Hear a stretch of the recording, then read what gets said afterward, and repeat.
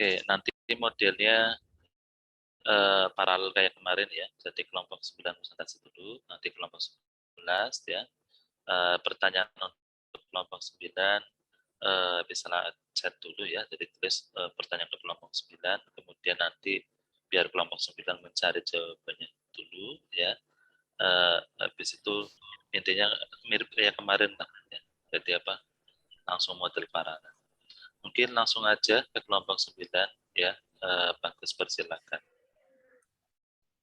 Baik, terima kasih. Assalamualaikum warahmatullahi wabarakatuh.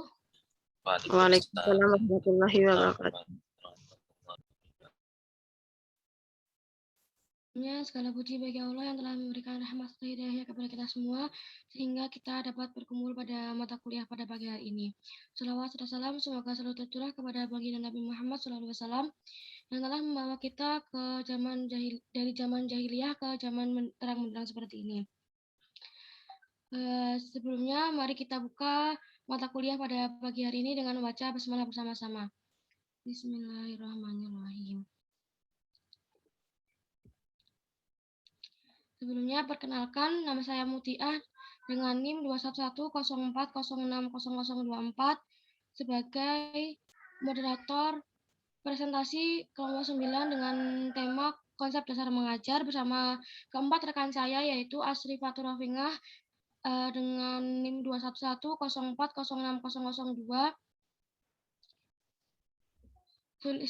Yang kedua, Saudari Sulistianingsih dengan NIM 21104060016. Berikutnya, Saudari Rizka Daimatul Mahmudah dengan NIM 21104060032 dan Saudari Ardia Pramesti Regita dengan NIM 21104060054. Baik, selanjutnya akan dilanjutkan oleh Saudari Rizka presentasi mengenai pengertian mengajar. Waktu dan layar kami persilakan. Baik, terima kasih atas waktunya. Saya akan menjelaskan tentang mengajar. Pengertian mengajar secara luas yaitu suatu aktivitas mengorganisasi atau mengatur lingkungan sebaik-baiknya dan menghubungkan dengan anak, sehingga terjadi proses belajar. Atau dikatakan mengajar sebagai upaya menciptakan kondisi yang kondusif untuk berlangsungnya kegiatan belajar bagi para siswa. Di samping itu, mengajar adalah menyampaikan pengetahuan pada anak didik.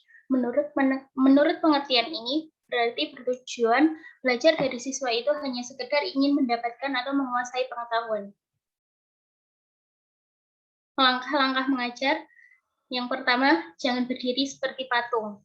Maksud tidak berdiri seperti patung adalah seorang guru sebaiknya bergerak ketika sedang mengajar, tidak hanya berdiri di depan kelas saja, atau hanya duduk di meja guru. Lakukan teknik model teaching dengan cara guru mencoba untuk mengajar secara lebih dekat dengan muridnya, dan berkeliling untuk mengetahui situasi kelas dan murid-muridnya ketika sedang belajar.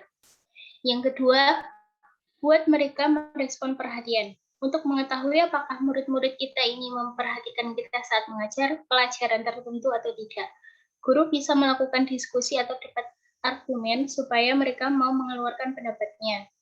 Yang ketiga, lakukan variasi. Melakukan variasi dalam metode mengajar ternyata akan berpengaruh positif terhadap pemahaman murid-murid kita. Bisa dibayangkan, jika terjadi di kelas adalah hanya berbicara saja dan mendengarkan tanpa ada yang bertanya, maka pemahaman pelajaran akan terasa lebih sulit. Cobalah untuk membuat variasi ketika mengajar. Sebelum masuk ke inti pelajaran, di awal cobalah untuk lebih rileks dengan menyanyikan lagu yel-yel kelasnya agar belajar tetap semangat. Yang keempat, berikan perhatian. Mengajar bukan saja memberikan materi pelajaran untuk murid-muridnya agar mereka mengetahui dan mempelajarinya. Mengajar juga harus memperhatikan keadaan dari muridnya. Yang kelima, memaksimalkan teknologi. Sekarang sudah serba canggih. Metode mengajar kita juga harus disesuaikan dengan teknologi yang ada agar mengajar semakin mudah. Memanfaatkan komputer, laptop, tablet, dan lainnya untuk digunakan murid-murid dalam mempelajari sesuatu subjek. Yang keenam, lebih sabar dan berikan reward. Sebagai guru, kita juga harus lebih sadar untuk menghadapi berbagai respon agar anak murid kita baik sabar dalam pemahaman pembelajaran maupun sabar dalam mendorong mereka untuk terus semangat belajar. Yang ketujuh, interaktif. Cobalah untuk menggunakan metode belajar yang interaktif dengan murid-murid kita. Seorang guru memang menguasai materi pelajaran yang akan diberikan kepada anak muridnya. Namun, perkembangan anak juga harus kita pikirkan. Mereka akan hanya memiliki rasa ingin tahu tentang sesuatu terhadap tentang isu yang mungkin sedang dibahas pada mata pelajaran tertentu. Yang kedelapan, sesekali belajar di luar kelas. Beberapa guru ada yang suka menggunakan metode ini, di mana murid-muridnya digiring keluar kelas pada pagi hari, dan mereka belajar di luar kelas. Metode seperti ini dianggap akan kembali merefresh keadaan otak murid-murid yang sudah sering menerima pelajaran setiap harinya. Yang kesembilan, siapkan materi dengan animasi. Dalam menyampaikan pelajaran kepada murid-murid kita, sebaiknya kita tidak menghabiskan waktu dengan membahas poin yang kurang penting untuk disampaikan. Siapkan poin-poin dari materi pelajaran utama dalam bentuk yang lebih animasi. Jika memang bisa disampaikan dengan poin, kita bisa gunakan slide presentasi lewat PowerPoint. Dan yang terakhir, ke-10, perhatikan closing mengajar. Saat pelajaran akan segera berakhir waktunya, maka terapkan teknik closing belajar yang benar. Agar murid-murid tidak mudah makan poin apa saja yang telah mereka pelajari hari ini. Ulangi kembali poin pembelajaran tadi secara garis besar agar murid-murid kita tetap mengingatnya dan juga mulai memahaminya.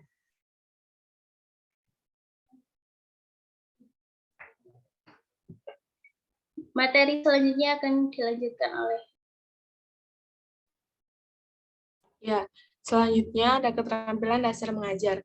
Keterampilan dasar mengajar adalah kemampuan atau keterampilan yang bersifat khusus yang harus dimiliki oleh seorang guru, dosen, instruktur, atau widyaswara agar dapat melaksanakan tugas mengajar secara eksklusif, efisien, dan profesional.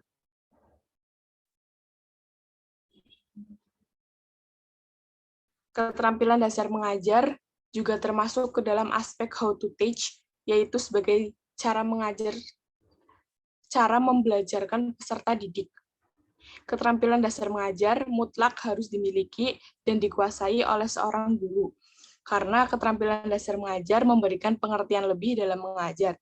Mengajar bukan hanya sekedar proses penyampaian materi saja, tetapi mencakup aspek yang lebih luas seperti pembinaan sikap, emosional, karakter, kebiasaan, dan yang lainnya. Dengan demikian, keterampilan dasar mengajar berkenaan dengan beberapa kemampuan atau keterampilan yang bersifat mendasar dan melekat yang harus dimiliki dan diaktualisasikan oleh setiap guru, dosen, instruktur, atau widyaswara dalam melaksanakan tugas mengajarnya. Selanjutnya materinya akan disampaikan oleh rekan saya.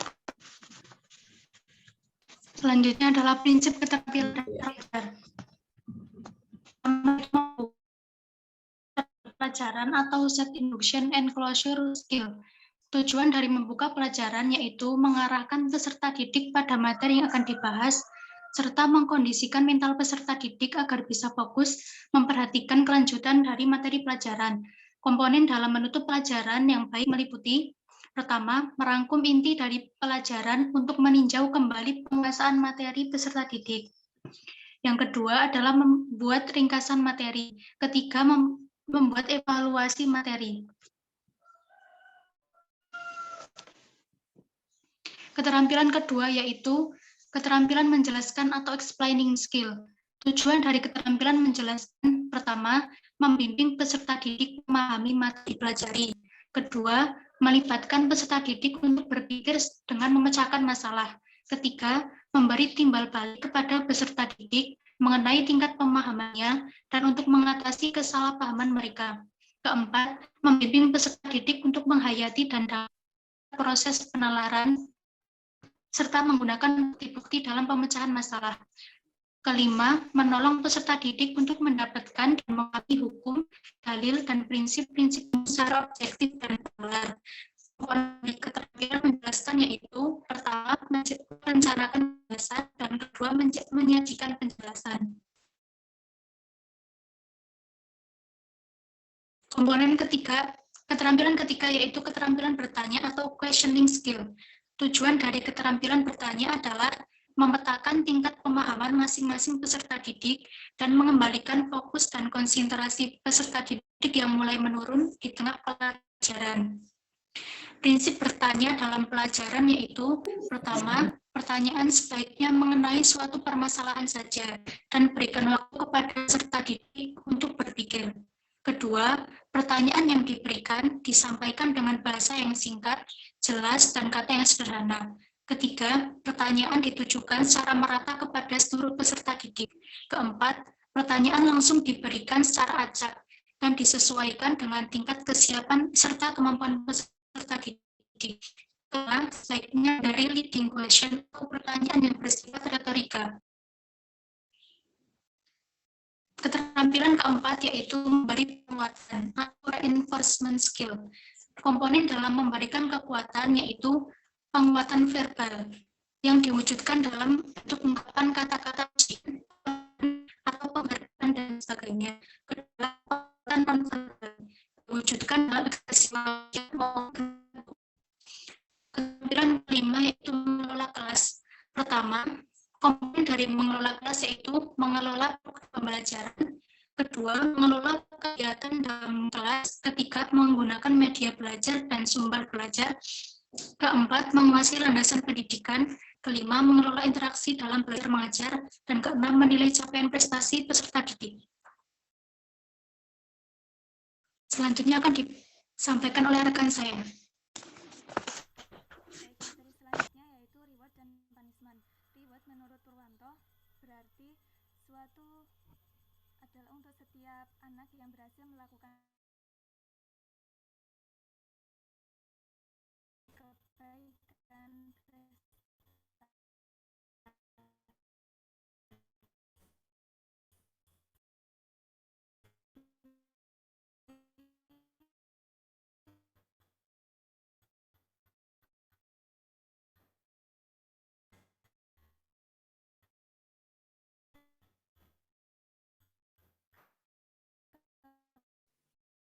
Ini suaranya hilang ya.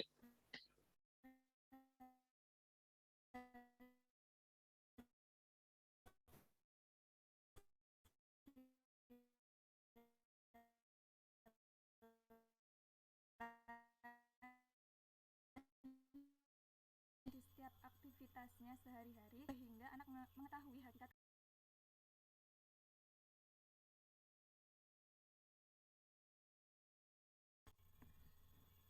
Mohon maaf, apakah suara saya sudah terdengar?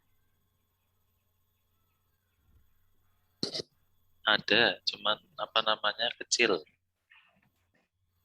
Tapi nggak apa-apa, yang penting jelas. Sekarang sudah jelas belum, Pak? Masih kecil sih, mungkin. Saya lanjutkan. Ya lanjutin aja. Sudah jelas, Pak? Oke. Saya ulangi. Reward menurut Purwanto berarti setiap anak yang berhasil melakukan kebaikan, prestasi, keberhasilan di setiap aktivitasnya sehari-hari, baik dalam lingkungan keluarga, sekolah, maupun masyarakat. Setiap penghargaan yang diberikan oleh anak tidak harus bersifat materi, namun nilai-nilai moral yang bersifat positif seperti pujian dan apresiasi juga merupakan penghargaan untuk anak sehingga anak mengetahui hakikat kebaikan. Sedangkan punishment menurut Corey diartikan sebagai hukuman atau sanksi. Punishment biasanya dilakukan ketika apa yang terjadi yang menjadi target tertentu tidak tercapai atau perilaku anak yang tidak sesuai dengan norma-norma yang diyakini oleh sekolah tersebut. Jika reward merupakan bentuk reinforcement yang positif, maka punishment merupakan bentuk reinforcement yang negatif. Tetapi jika diberikan secara tepat dan bijak, bisa menjadi alat motivasi bagi siswa. Next. Bentuk reward dan punishment. Bentuk penghargaan yang diberikan kepada siswa secara garis besar dapat dibedakan menjadi 4, yaitu memberikan pujian, penghormatan, hadiah, dan tanda penghargaan. Sedangkan punishment diterapkan berupa pemberitahuan, teguran, peringatan, dan hukuman. Hal ini sesuai dengan teori Yanua. Dalam klasifikasi bentuk-bentuk punishment berdasarkan alasan ditetapkannya hukuman, yaitu bentuk hukuman yang preventif. Pendidikan di Indonesia erat kaitannya dengan reward dan punishment. Dalam kaitannya dengan pembelajaran dan kedisiplinan, guru menerapkan metode untuk memberikan motivasi kepada siswa agar lebih patuh dan tertib terhadap segala peraturan yang diterapkan di sekolah. Demikian presentasi dari kelompok 9. Waktu dan layar saya kembalikan kepada moderator. Baik, terima kasih kepada teman-teman.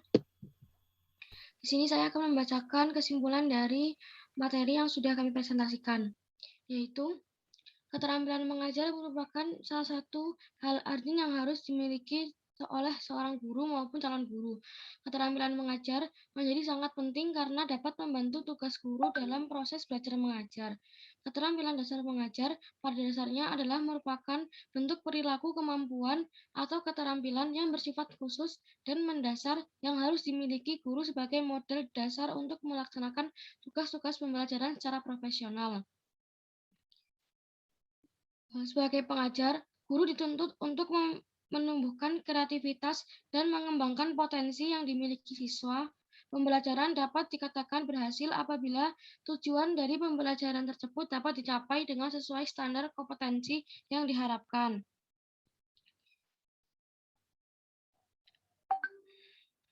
Baik, terima kasih. Sekian dari kelompok 9. Banyak salahnya, kurang lebih mohon maaf. Assalamualaikum warahmatullahi wabarakatuh. Waalaikumsalam warahmatullahi wabarakatuh. Oke, langsung aja ya, kelompok 11.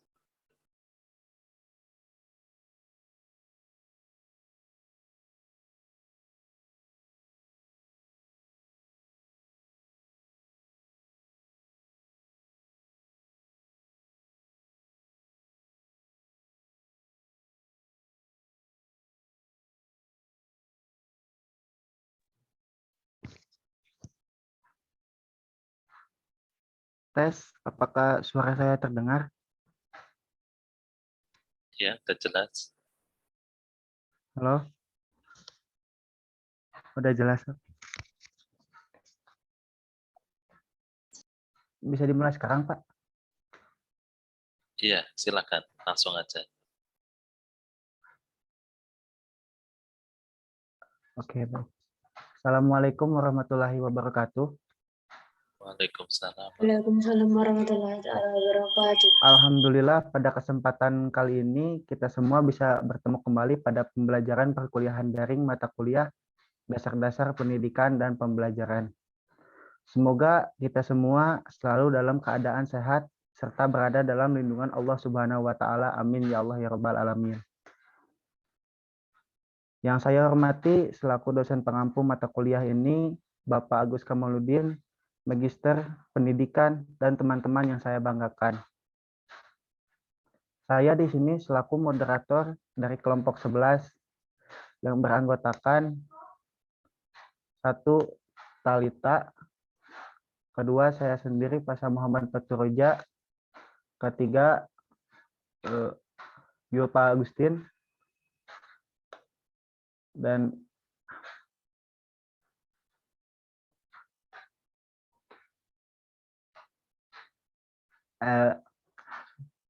ketiga Elsa Syriani, keempat Istiqomah Yopa Agustin, kelima Asabikunal Awal, yang akan menyampaikan materi presentasi mengenai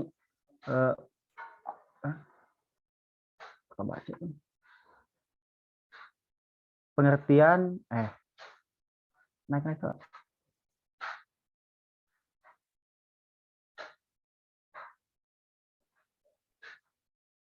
Untuk mempersingkat waktu, saya persilakan kepada pemateri pertama untuk menyampaikan materinya.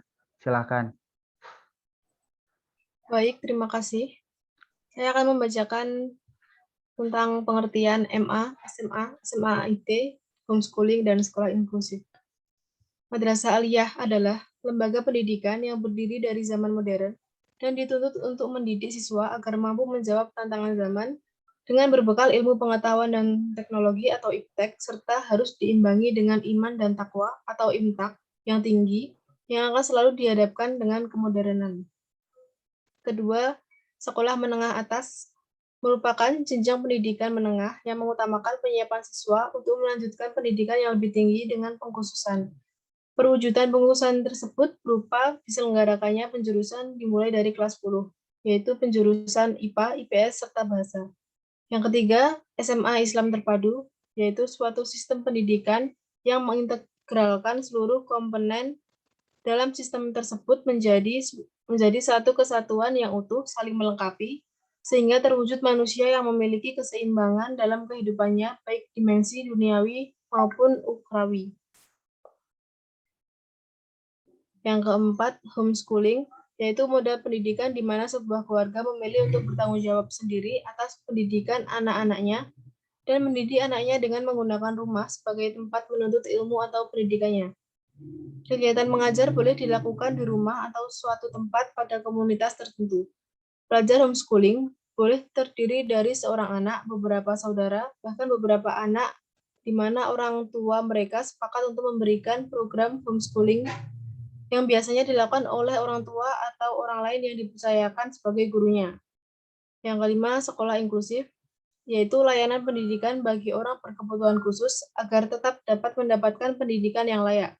Kebijakan pemerintah yang tertuang dalam Undang-Undang Nomor 20 Tahun 2003 pada pasal 32 dan Permendiknas Nomor 70 Tahun 2009, yaitu memberikan peluang dan kesempatan kepada anak berkebutuhan khusus untuk memperoleh pendidikan di sekolah reguler, memungkinkan anak berkebutuhan khusus belajar bersama dengan anak normal dan diperlakukan selayaknya anak normal, sehingga hal tersebut menunjukkan dampak positif sekolah inklusi terhadap anak berkebutuhan khusus dari segi psikolog. Selanjutnya akan disampaikan oleh Yulfa. Baik, terima kasih atas waktunya. Di sini saya akan menjelaskan tentang konsep pembelajaran pendidikan di MA, SMA, SMA IT, homeschooling, dan sekolah inklusif. Yang pertama, konsep pembelajaran pendidikan di MA meliputi aspek spiritual atau keagamaan, kemasyarakatan, budaya, seni, dan teknologi. Aspek keagamaan mengajarkan ilmu-ilmu agama, termasuk di dalamnya bahasa Arab sebagai alat mutlak untuk membaca kitab-kitab pelajarannya. Karena itu, pelajaran agama dan bahasa Arab menjadi pelajaran pokok. Konsep pendidikan Madrasah Aliyah sangat berkaitan dengan pendidikan Islam atau pendidikan pesantren. Struktur kurikulum dari Madrasah Aliyah didasarkan pada terbitan Departemen Agama. Pada Madrasah Aliyah, pengembangan pendidikan agama Islam yang terkait dengan mata pelajaran Al-Quran, hadis, akidah, akhlak, fikih, dan sejarah Islam. Kurikulum pendidikan Madrasah Aliyah menitikberatkan pada pencapaian ilmu keagamaan yang dijiwai dengan semangat iman dan takwa. Yang kedua, konsep pembelajaran pendidikan SMA ditentukan oleh kurikulum yang diberlakukan oleh sekolah tersebut. Standar isi atau SI yang terdiri dari kerangka dasar kurikulum, struktur kurikulum, beban belajar, serta kalender pendidikan menjadi pedoman utama dalam penyusunannya. Dengan pemberlakuan kurikulum baru yaitu KTSP, maka tiap SMA memiliki kurikulum yang berbeda-beda sehingga sarana dan prasarana di dalamnya pun akan berbeda. Pada tahun pertama, yakni kelas 10, siswa mendapatkan pelajaran umum, lalu pada tahun kedua, yakni kelas 11, siswa diwajibkan memilih salah satu dari 3 jurusan yang ada, yaitu sains, sosial, dan bahasa, yang kemudian kurikulumnya disesuaikan dengan jurusan yang dipilih. Yang ketiga, konsep pembelajaran SMA IT memiliki dasar dari kata terpadu itu sendiri. Terpadu merupakan simbol utama yang digunakan oleh sekolah. Terpadu memiliki arti adanya integrasi antara ilmu umum serta ilmu agama.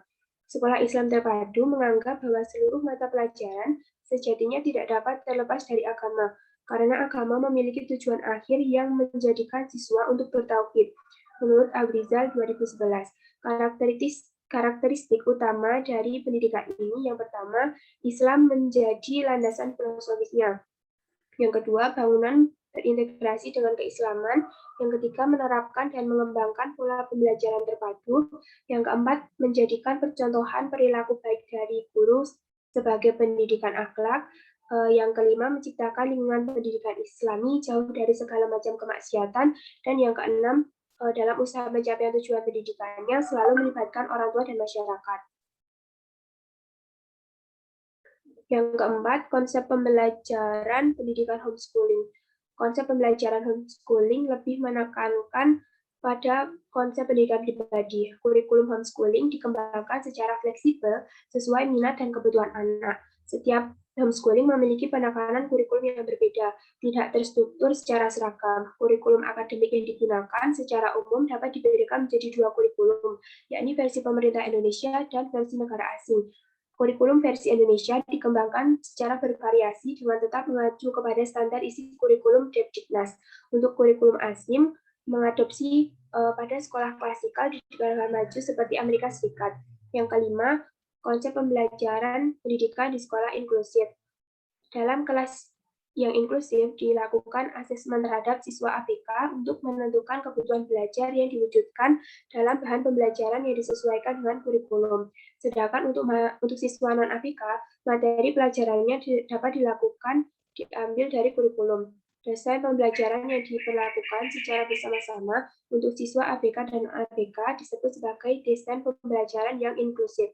Komponen-komponen utama dari desain yang dirancang terdiri dari metode, materi, dan alat evaluasi. Terhadap komponen-komponen ini harus dilakukan modifikasi agar dapat mengakomodasi semua keragaman siswa. Materi selanjutnya akan disampaikan oleh rekan saya. Perbedaan pelaksanaan pendidikan di MA, SMA, SMA IT, homeschooling, dan sekolah inklusi. Yang pertama, pada pelaksanaan pendidikan di Madrasah Aliyah. Pendidikan Madrasah Aliyah diselenggarakan melalui jalur keagamaan atau Islamic School, dikenal dengan istilah madrasah.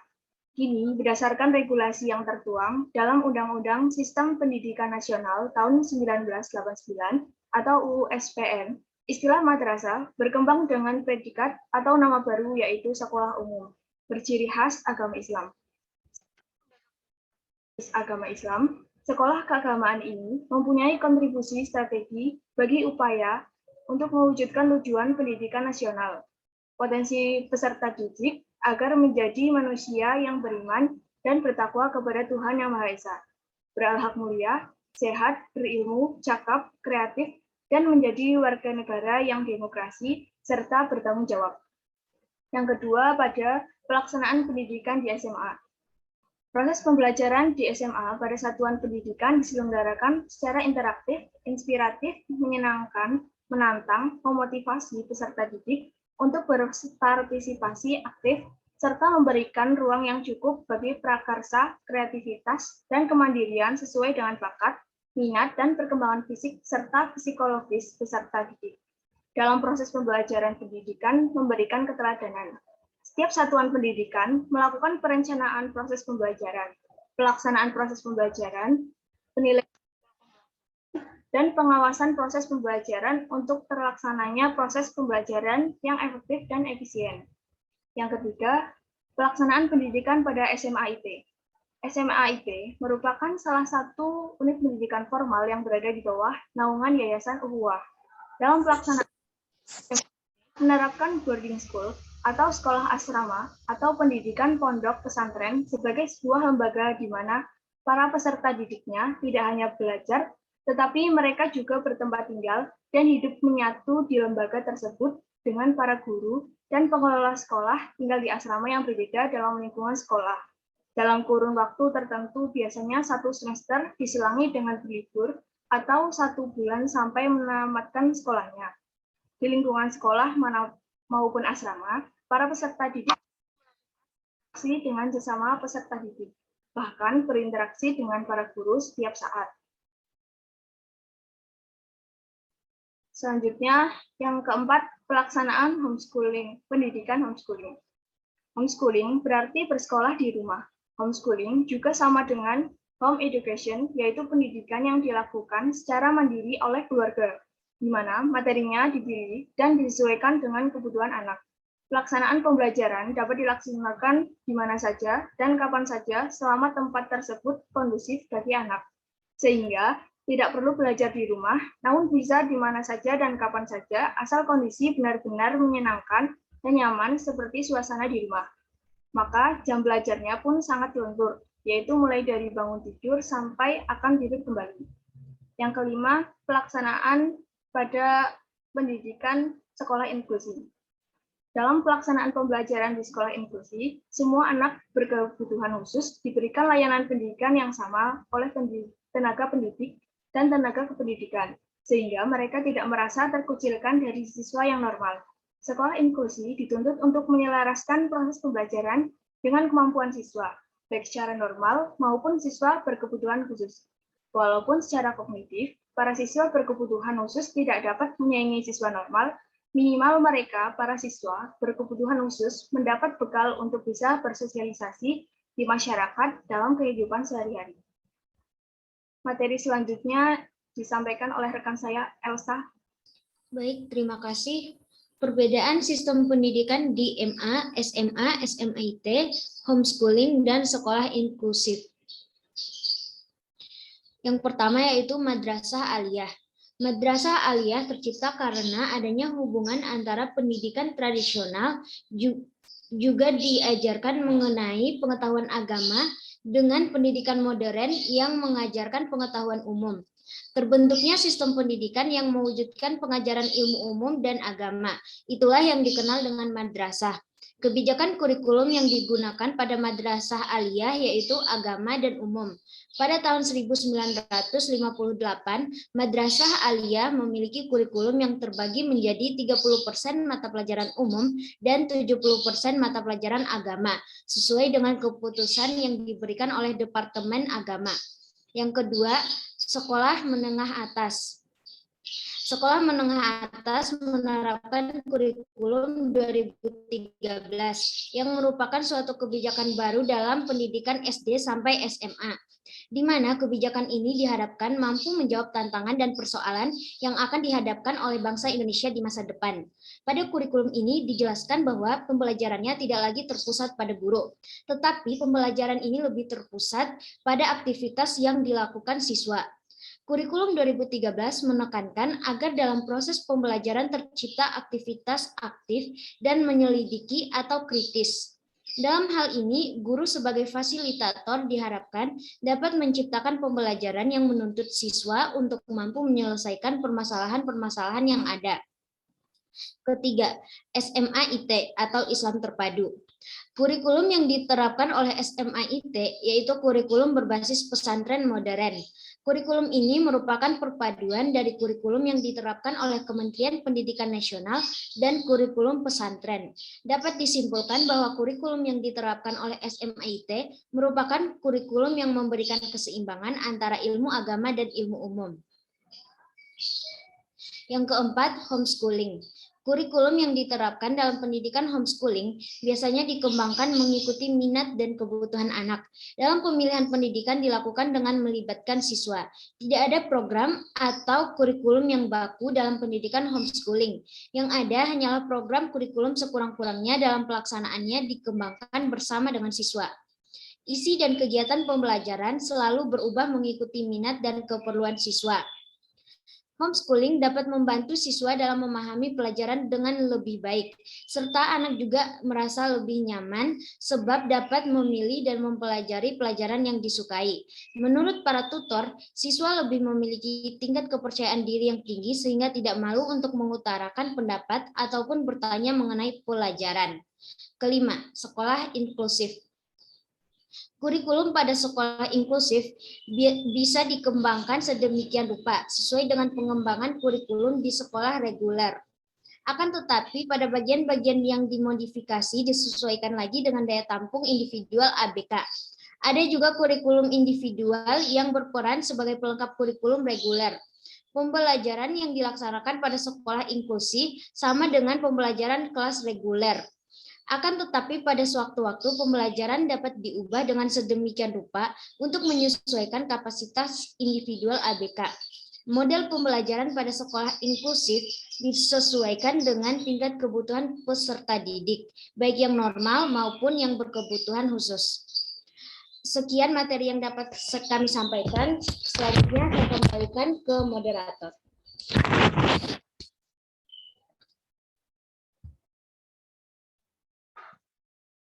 Baik, terima kasih kepada para pemateri yang telah menyampaikan materinya. Dilanjutkan pada sesi pertanyaan. Untuk terlebih dahulu, saya buka kepada 3 pertanyaan pertama. Dipersilakan.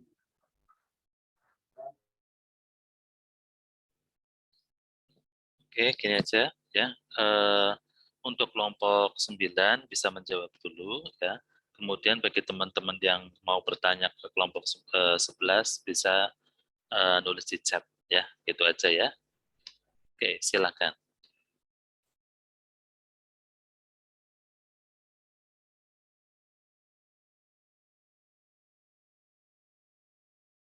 Baik, terima kasih Pak Agus. Untuk pertanyaan yang pertama dari Mbak Faiz akan dijawab oleh Saudari Rizka. Baik, terima kasih atas waktunya. Saya akan menjawab pertanyaan dari Mbak Faiz yang bertanya tentang bagaimana trik kita sebagai seorang guru untuk mengajar pertama kalinya akan menciptakan ruang kelas dengan suasana yang tidak tegang. Yang pertama, kita harus tampil percaya diri. Karena percaya diri adalah modal penting yang harus dimiliki oleh seorang guru maupun calon guru agar bisa tampil mengesankan di hadapan anak didiknya. Kebanyakan guru yang baru pertama kali mengajar mengalami perasaan grogi karena tidak yakin dan percaya diri terhadap kemampuan yang dimiliki. Yang kedua, yaitu menguasai materi pembelajaran. Tips selanjutnya yang bisa diterapkan agar tidak grogi saat pertama kali mengajar yaitu dengan berusaha menguasai materi sepenuhnya yang diajarkan kepada siswa. Selanjutnya, dengan kita berbagi senyum. Salah satu tips yang bisa kita coba yaitu dengan murah senyum. Kenapa sebagai guru mesti banyak tersenyum? Karena tersenyum dapat mencairkan suasana. Selain itu, tersenyum dapat menciptakan ikatan batin antara guru dengan anak didik. Selanjutnya, dengan bersikap tegas. Sebagian siswa atau anak didik ketika dihadapkan dengan guru baru, mereka berusaha membaca karakter guru tersebut. Dan biasanya terdapat anak didik yang jahil dan suka mempermainkan mental gurunya. Sebaiknya jangan tampil lemah dan meragukan di hadapan anak didik, karena itu bisa menjadi bumerang yang membuat anak didik Anda mengerjain Anda atau membantah-bantah apa yang Anda instruksikan kepada anak didik Anda. Selanjutnya, menjadi pribadi yang menyenangkan. Agar tujuan pembelajaran bisa tercapai, suasana pembelajaran tetap kondusif dan bisa meminimalisir perasaan grogi saat pertama kali mengajar, serta menghadirkan pembelajaran yang menyenangkan dan bermakna. Salah satu caranya dengan tampil sebagai pribadi yang menyenangkan di hadapan anak didik. Selanjutnya, menatap mata anak didik. Hal yang juga bisa Anda coba lakukan agar tidak grogi saat pertama kali mengajar adalah dengan tampil penuh keyakinan. Anda bisa memberikan tatapan penuh keyakinan terhadap peserta didik. Dan yang terakhir dengan memegang suatu benda. Memegang suatu benda ketika sedang mengajar, baik itu pulpen, spidol, penggaris, dan lain-lain adalah teknik yang biasa dilakukan oleh guru. Terima kasih. Semoga bisa dipahami. Ya, terima kasih kepada kelompok 9 atas jawabannya. Nah, mungkin ini teman-teman bisa jadi pedoman buat besok kita untuk pertama kalinya mengajar, apalagi kan kalau misalkan kita berhadapan sama anak SMA yang tidak jauh beda gitu ya. Jadi mungkin bisa jadi trik gitu. Terima kasih kelompok 9.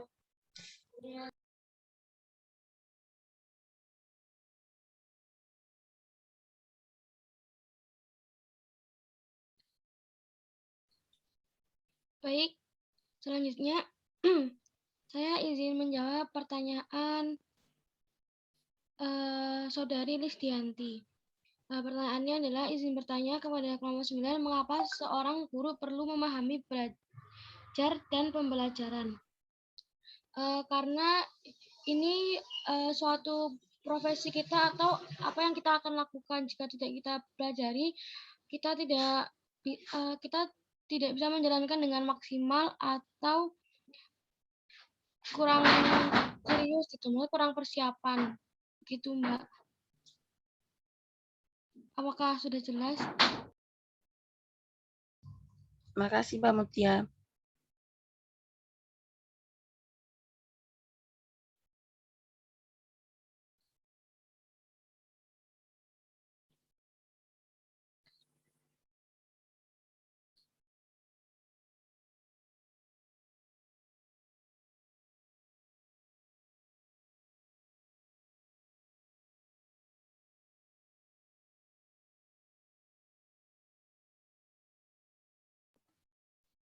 Selanjutnya, pertanyaan Saudari Kofifa akan dijawab oleh Saudari Sulistia. Tempat dipersilahkan.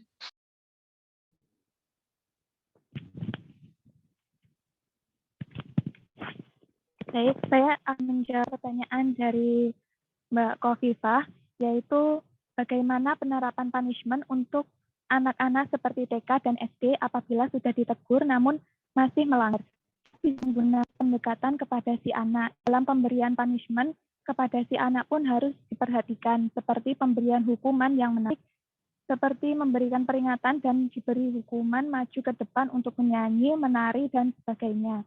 Prinsip ini yang dicobakan kepada siswa untuk mengubah pola perilaku siswa. Selain itu, kita juga perlu melatih siswa untuk mengontrol diri sebagai kemampuan dalam berinteraksi dengan lingkungannya maupun dengan orang lain, sebagai modal awal anak mempersiapkan diri ke tahap pertumbuhan dan perkembangan selanjutnya, sehingga si anak diharapkan akan lebih disiplin. Apakah bisa menjawab pertanyaan dari Mbak Kofifa? Oke, terima kasih Mbak.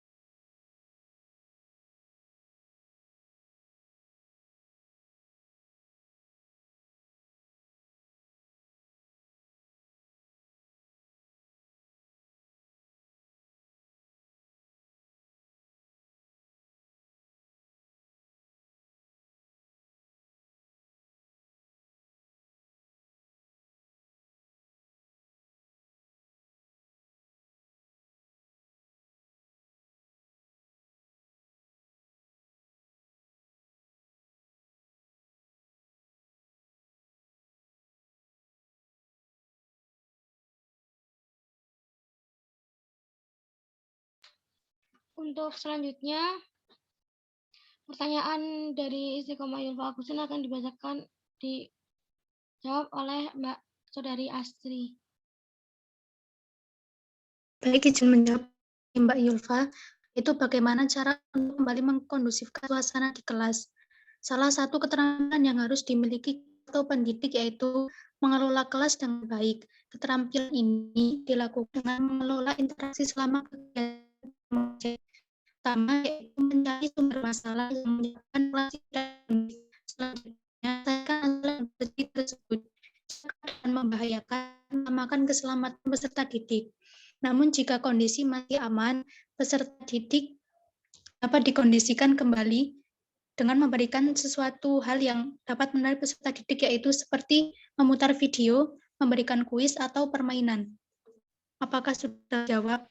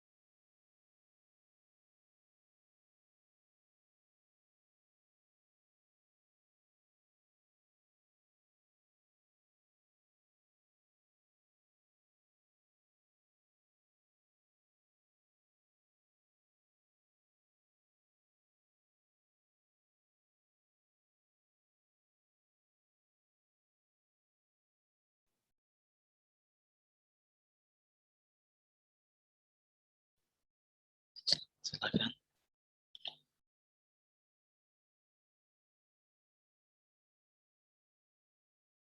Kalau mau selang-seling nggak apa-apa ya. Jadi kadang kelompok 9, kadang kelompok 11 itu nggak apa-apa ya. Oh iya Pak, bagi kelompok 11 dipersilahkan.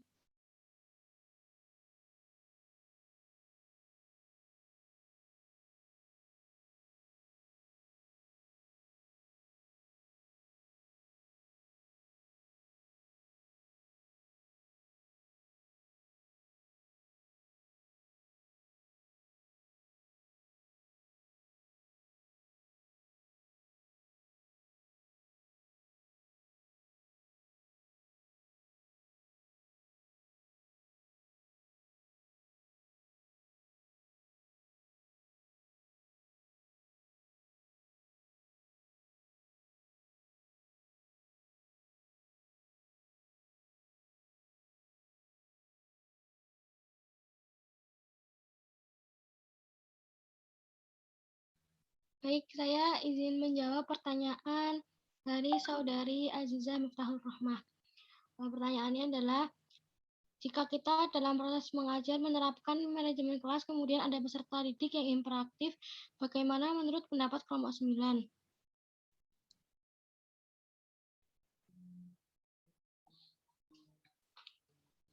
Yang pertama, menempatkan anak di bangku yang dekat guru di antara anak yang tenang dan amat memperhatikan pelajaran.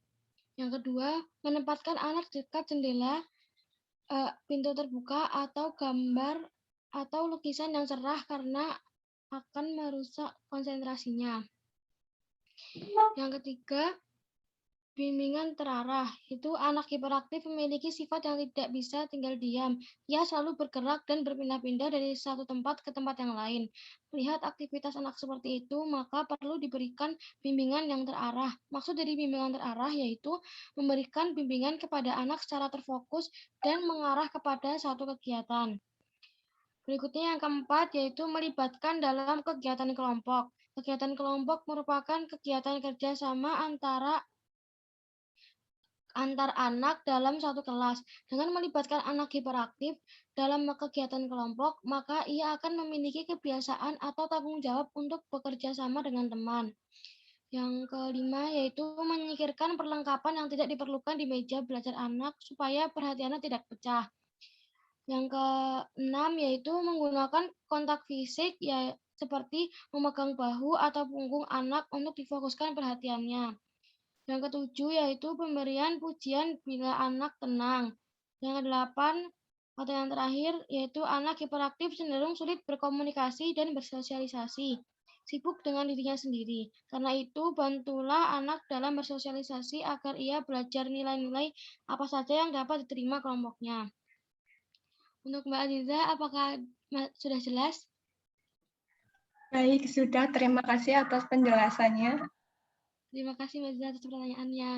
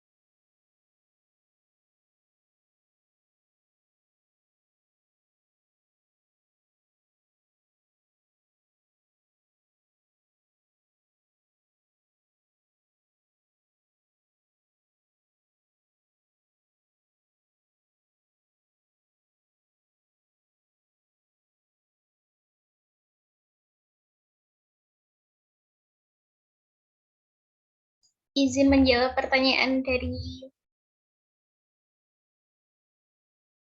gambaran interaktif dan berikan contohnya.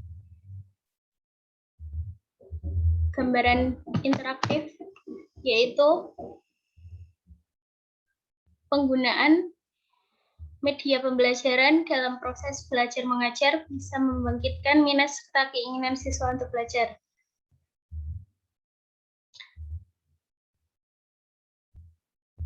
Pengertian interaktif itu sendiri yaitu media dalam proses belajar mengajar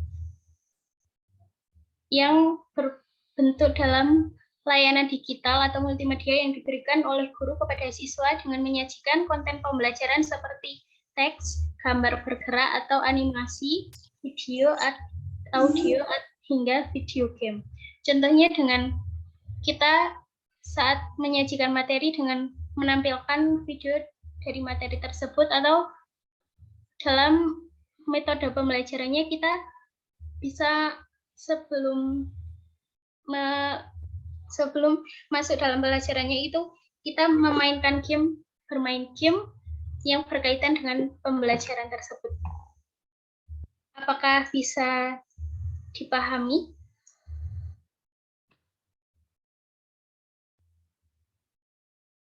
Mbak Nadia Ilda.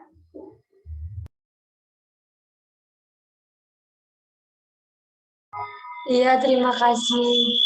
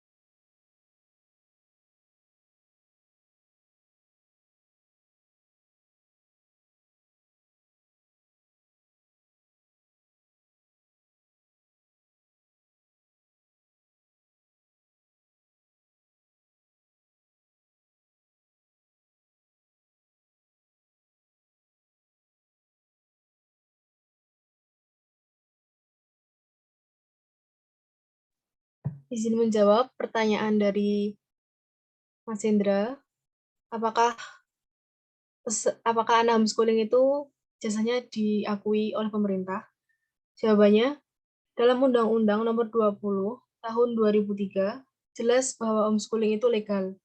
Berarti hasil dari pendidikan tersebut, salah satunya berupa ijazah, itu diakui oleh pemerintah. Ketika anak homeschooling memiliki ijazah dari Depdiknas, anak tersebut tetap dapat mendaftarkan ke sekolah formal atau universitas yang diinginkan. Apakah bisa menjawab? Terima kasih.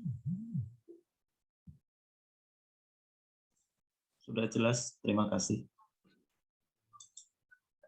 Baik, di sini saya akan menjawab pertanyaan dari Mbak Hasna.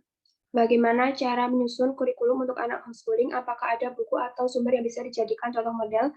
Kurikulum homeschooling dikembangkan secara fleksibel sesuai minat dan kebutuhan anak. Setiap homeschooling memiliki penekanan kurikulum yang berbeda, tidak struktur secara seragam. Dilihat dari acuan kurikulum akademik yang digunakan, secara umum dapat dibedakan menjadi dua, yaitu kurikulum versi pemerintah Indonesia dan versi negara asing. Untuk kurikulum versi Indonesia, kurikulum homeschooling dikembangkan secara bervariasi dengan tetap mengacu kepada standar isi kurikulum Depdiknas. Untuk versi asing, kurikulum homeschooling mengadopsi pada sekolah klasikal di negara maju seperti Amerika Serikat. Apakah cukup menjawab?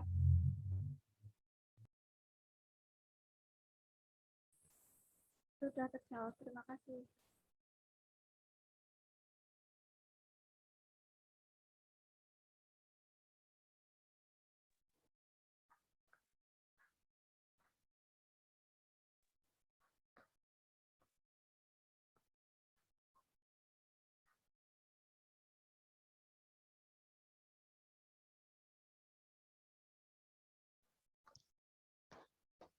Baik, saya akan menjawab pertanyaan dari saudara Zaki yang pertanyaannya kenapa dalam penyampaian materi tidak disebutkan dan dijelaskan tentang SMK. Karena gini, pada dasarnya SMA maupun SMK itu sama-sama saja jenjang terakhir dari pendidikan Kemendikbud. Yang membedakannya cuma dari kata akhirnya saja. Kalau SMA atas, kalau SMK tuh berarti kejuruan, yang dimana SMK memiliki SMK terdapat penekanan mengenai suatu bidang yang ditekuni. Apakah sudah terjawab?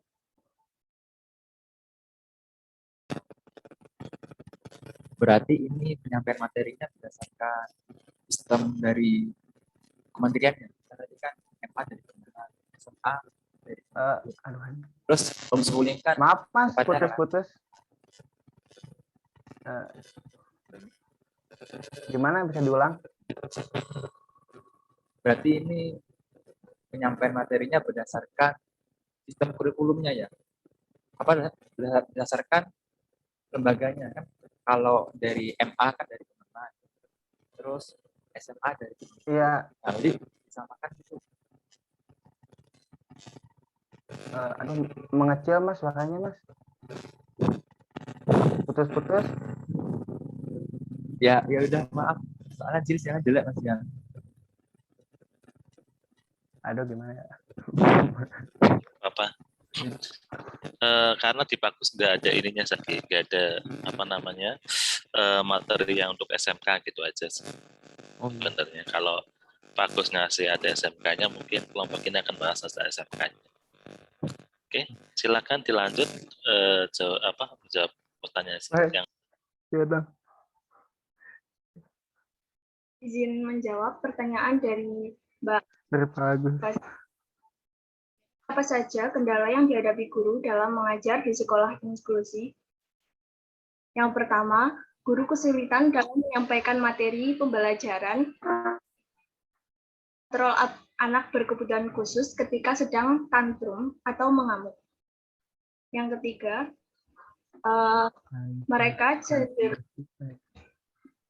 guru tidak memiliki media pembelajaran khusus, sehingga kebutuhan khusus itu harus belajar bersamaan dengan anak normal lainnya dengan menggunakan media pembelajaran yang sama.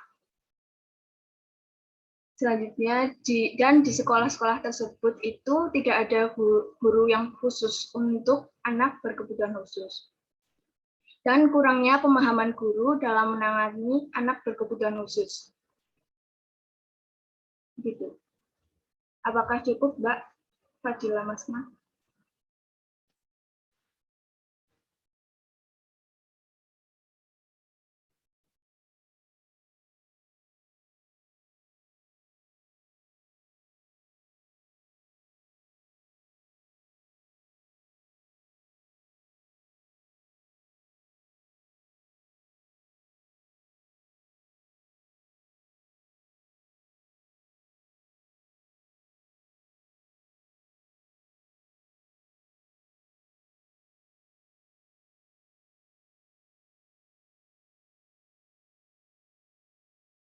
Dan mana yang kurang dimengerti siswa agar tidak ketinggalan dengan teman yang lain. Beberapa cara lain yang dapat dilakukan yaitu memilihkan tempat duduk yang tepat. Langkah lainnya dalam mengatasi anak yang lambat memahami pembelajaran adalah dengan memberikan posisi atau tempat duduk yang membuatnya bisa lebih jelas mendengarkan penjelasan guru.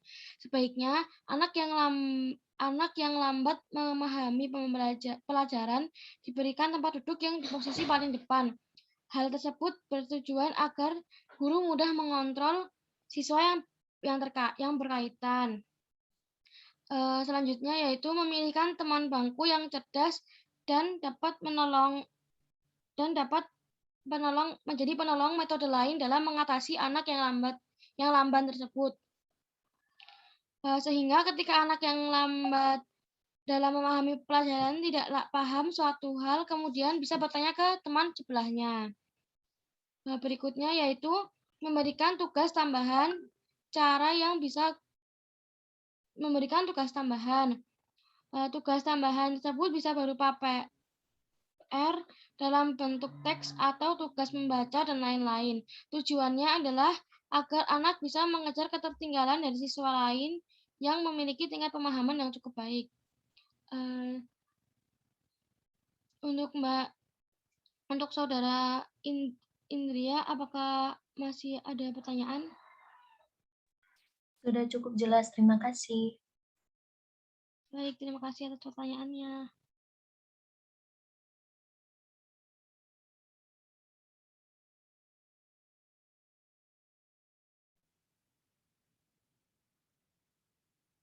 Mohon izin masuk dari kelompok 9. Saya ingin menjawab pertanyaan dari saudari Nadia Ilda. Pertanyaannya yaitu bagaimana bagi pengajar yang kurang mempunyai keterampilan dasar mengajar, apakah mempengaruhi pembelajaran tersebut? Apakah efektif atau tidak efektifnya? Jika mempengaruhi, apa solusinya? Keterampilan dasar mengajar sangat berpengaruh dalam keefektifan pembelajaran. Guru sebaiknya tahu cara mengajar dengan yang baik kepada murid-muridnya. Ketika di dalam kelas, seorang guru mengambil kendali atas kegiatan yang akan dilakukan saat belajar dengan murid-muridnya. Jika respon murid ternyata merasa senang belajar bersama guru yang bersangkutan, bisa dipastikan guru tersebut menggunakan metode mengajar yang baik dan tidak monoton. Dalam keterampilan dasar mengajar adalah kunci tercapainya kualitas tugas utama sekaligus profesionalisme seorang guru. Solusinya, kita dapat memahami prinsip-prinsip mengajar dengan memahami teori yang akan diajarkan, variasi pembelajaran yang menarik, yaitu dengan menampilkan video, memberikan kuis, games, maupun diskusi kelompok. Apakah dapat menjawab pertanyaan dari Mbak Nadia Ilda? Ya, terima kasih telah menjawab. Terima kasih kembali atas Mohon izin, Pak. Izin menjawab pertanyaan dari Yuliana Umi Hodijah tentang perbedaan ilmu yang didapatkan dalam setiap jenjang sekolah yang berbeda, apakah akan mempengaruhi kurikulum sekolah yang disetujui oleh Kemendikbud. Perbedaan ilmu yang didapat tidak akan berpengaruh pada kurikulum yang disetujui oleh Kemendikbud, karena dalam pengembangan kurikulum tetap harus didasarkan pada kurikulum nasional. Kemudian kelebihan dan kekurangan dari masing-masing kurikulum. Untuk SMA itu kelebihannya karena selalu mengikuti perkembangan zaman sehingga tidak ada kata ketertinggalan. Kemudian untuk MA itu dapat lebih memperdalam ilmu agama. Selanjutnya SMKIT, yaitu dapat memilih jurusan yang diinginkan, tetapi juga tetap mempelajari ilmu umum. Homeschooling dapat lebih fokus dalam pelajaran karena disesuaikan dengan kebutuhan siswa. Kemudian sekolah inklusif, kelebihannya yaitu untuk siswa berkebutuhan khusus dapat juga berbaur dengan siswa yang normal lainnya. Kemudian untuk kekurangannya, setiap kurikulum pasti memiliki kekurangan. Misalkan homeschooling, yaitu membuat anak menjadi sulit dalam berbaur dengan lingkungannya. Kemudian dalam MA juga dianggap tidak mengikuti zaman. Sekian, bagaimana Yuliana Umi, apakah menjawab? Baik, menjawab. Lalu untuk kekurangannya sendiri, apakah ada cara-cara tertentu untuk menghadapinya? Terima kasih. Baik, izin mendiskusikan terlebih dahulu. Baik, silakan.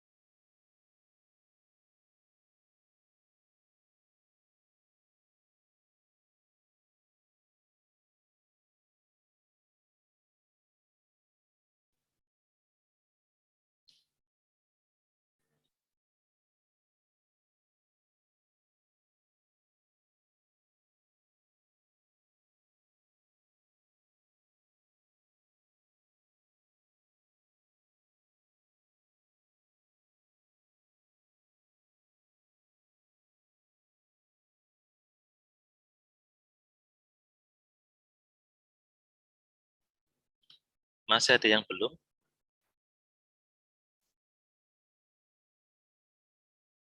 Yang belum dijawab masih ada berapa ini? Untuk kelompok 9 tinggal 1, Pak. Oke, oke. Pada kelompok 11 tinggal berapa?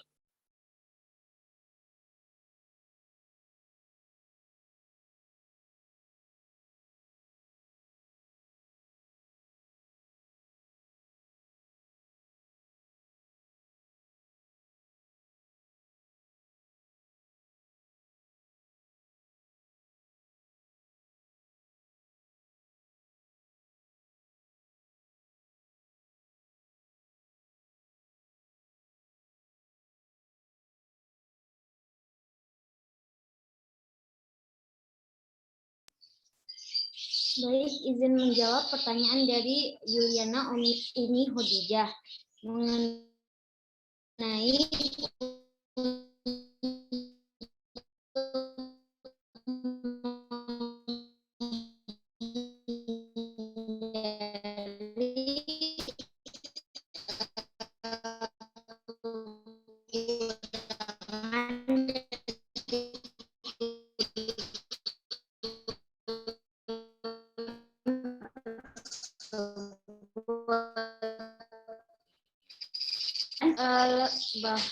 sebentar Pak, bahwa untuk lebih memperbanyak ilmu agar MA tidak lagi dianggap tertinggal zaman.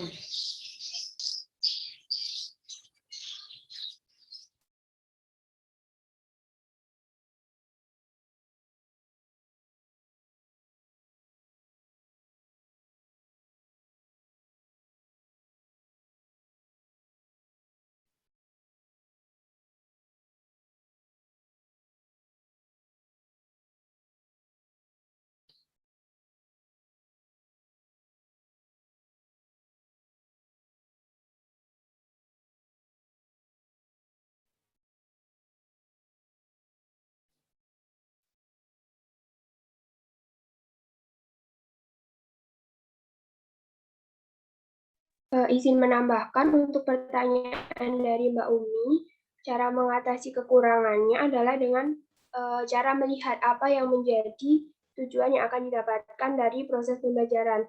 Misalnya kita ingin mengintegrasikan antara Islam dengan ilmu pengetahuan, maka dianjurkan untuk memilih SMA IT. Dengan memilih sesuai tujuan, diharapkan bisa mencapai harapan yang kita inginkan. Hal itu bisa meminimalisir kekurangan dari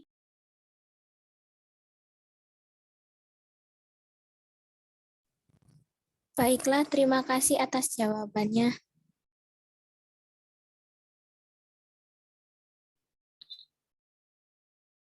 Kelompok 9 sudah semua ya, berarti ya.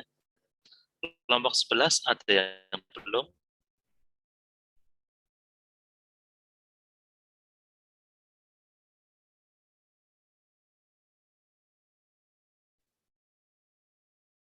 Halo, kelompok 11, Fasad dan teman-teman. masih kurang 1, Pak. Oh, kurang 1, oke. Tinggal 1 lagi, Pak.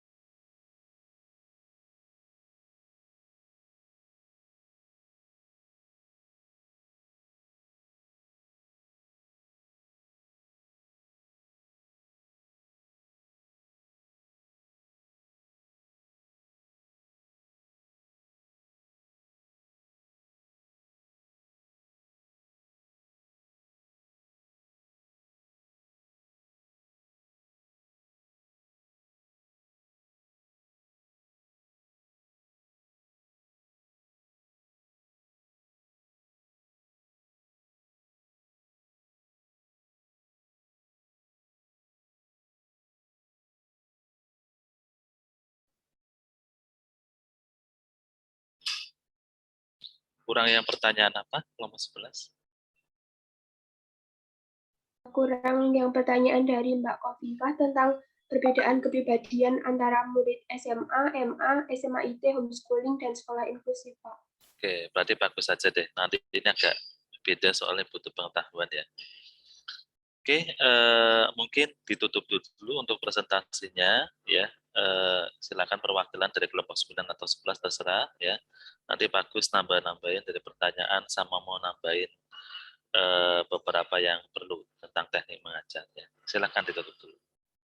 Mohon maaf Pak, ada masih satu pertanyaan yang belum Oh terjawab. gitu. Silakan. Ya, dijawab dulu aja. Silakan Mutia. Monggo silakan. Ya, izin menjawab buat pertanyaan bagaimana cara menghasilkan lingkungan yang kondusif dan interaktif pada inovasi pembelajaran di luar kelas. Tips yang pertama itu memberikan arahan dengan hormat dan penuh empati kepada siswa. Yang kedua, selalu komunikasi dengan siswa.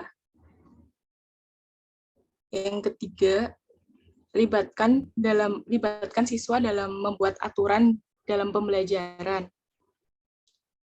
Yang keempat, pahami perilaku setiap siswa. Yang kelima, berikan kesempatan siswa untuk memperbaiki kesalahan jika mereka melakukan kesalahan.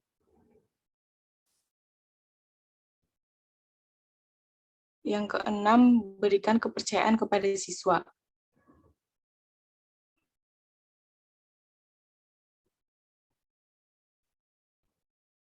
Bagaimana Mbak Salsabila Zulfa? Apakah sudah? Terima kasih sudah jelas? menjawab. Ya. Sudah, terima kasih. Sama-sama.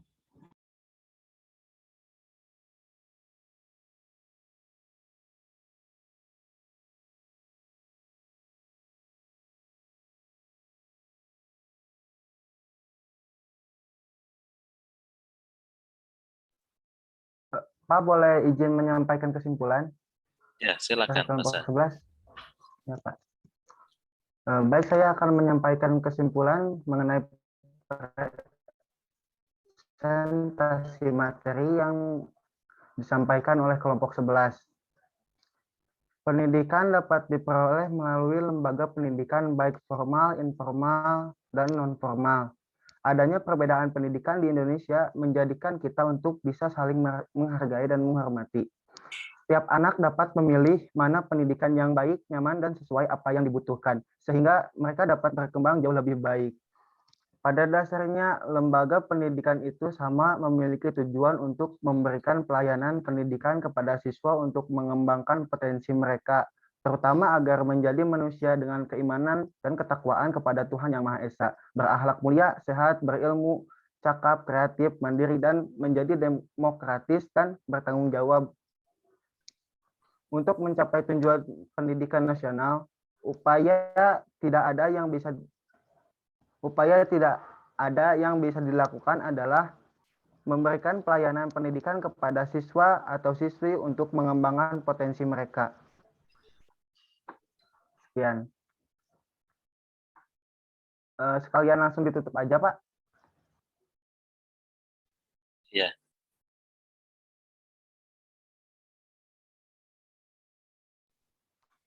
Silakan ditutup aja.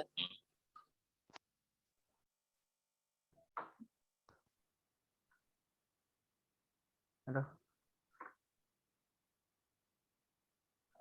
Langsung ditutup aja, Pak. Iya, silakan ditutup aja. Tadi mental. Terima kasih kepada teman-teman yang telah mengikuti presentasi dari kelompok 9 maupun 11. Dari awal sampai akhir, mohon maaf. Mudah-mudahan apa yang kelompok kami sampaikan besar kecilnya ada manfaatnya. Mohon maaf bila ada kesalahan baik dalam perkataan, penyampaian maupun perlakuan. Saya tutup presentasi dari kelompok 11 maupun 9 dengan ucapan hamdalah. Alhamdulillahirabbil alamin. Saya kembalikan kepada Bapak dosen pengampu.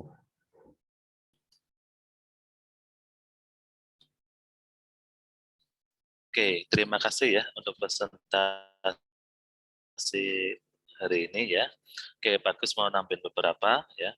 Yang pertama tadi ada yang tanya ya, kalau ada siswa yang misalkan putus sekolah ya, kemudian gimana caranya dia dapat ijazah gitu kan? Ya ada yang pertama mungkin bisa ikut sekolah lagi ya, karena biasanya nanti bisa masuk lagi gitu ya. Kalau misalkan memang waktunya sedikit ya, misalkan 1 tahun atau berapa, itu bisa ikut ke sekolah yang reguler. Tapi ada cara yang lain yang banyak yang diikuti ya. Itu namanya kejar paket ya. Jadi ada kejar paket tingkat SD, tingkat SMA, SMP, SMA itu ada. Ya, jadi bagi yang putus sekolah ya, kemudian dia mau mau sekolah lagi ya, dan bermasalah di biaya juga ya, jadi bisa mengambil kejar paket ya. Biasanya di kota atau kabupaten itu nanti mungkin bisa lewat info dinas pendidikan atau yang lain itu ada ya, jadi ada kejar paket.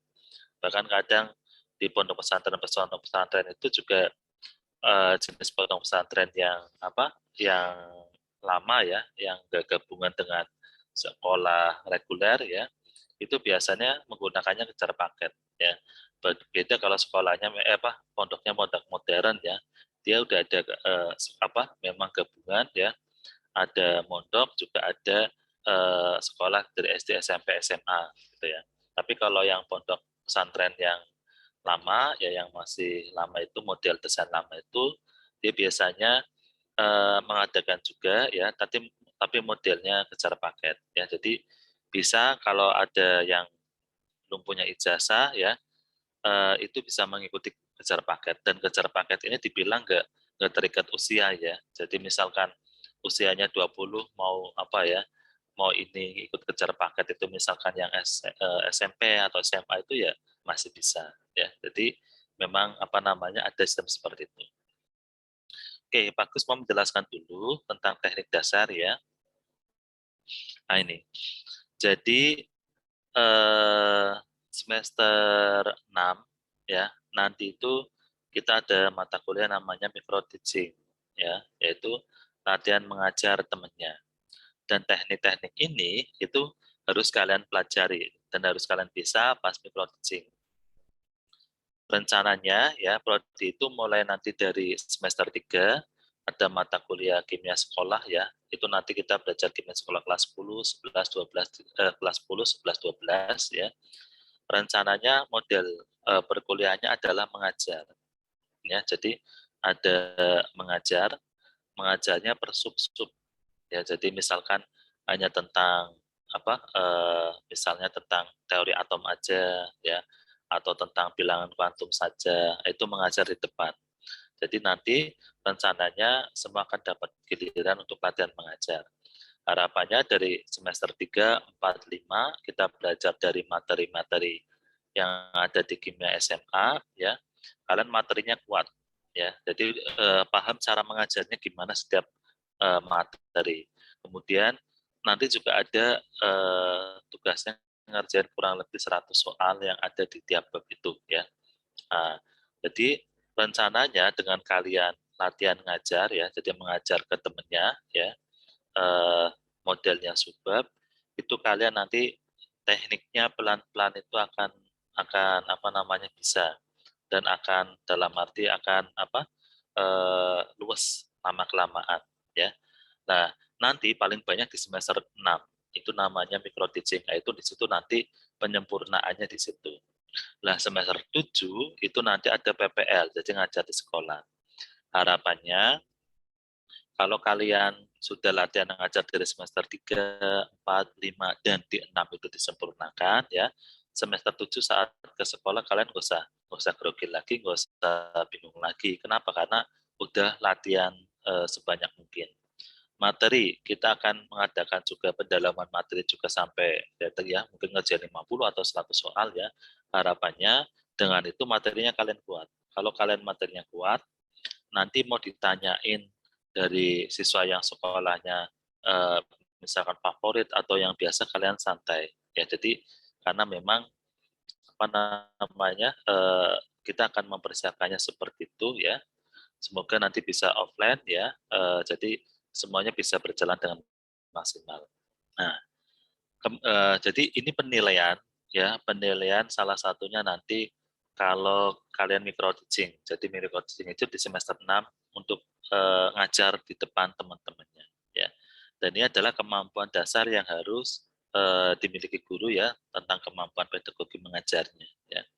Jadi pertama kemampuan mengawali pembelajaran ya. Jadi biasanya nanti dimulai dari salam ya, kemudian biar siswanya terpusat ke kita ya, jadi ngasih motivasi bisa ya. Kemudian juga nanti ada apersepsi ya, jadi apersepsi itu menghubungkan pembelajaran yang hari ini ya, misalkan subbab apa atau materi apa dengan kehidupan sehari-hari ya, dengan cerita-cerita utuh ya. Harapannya siswa nanti juga akan terfokus ke kita, akan mendengarkan ya, jadi suasananya dia akan tenang.